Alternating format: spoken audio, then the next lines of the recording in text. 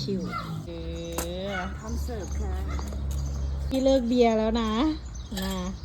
พี่จะนั่งกินหมูกระทะ กินเบียร์นะ ไม่พร้อมนะ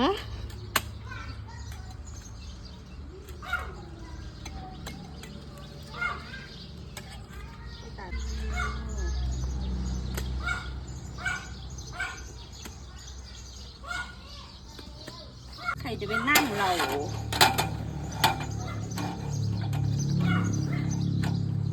เขาใช้วางของตัวเองจะเอาไปนั่งบ้าหรือเปล่า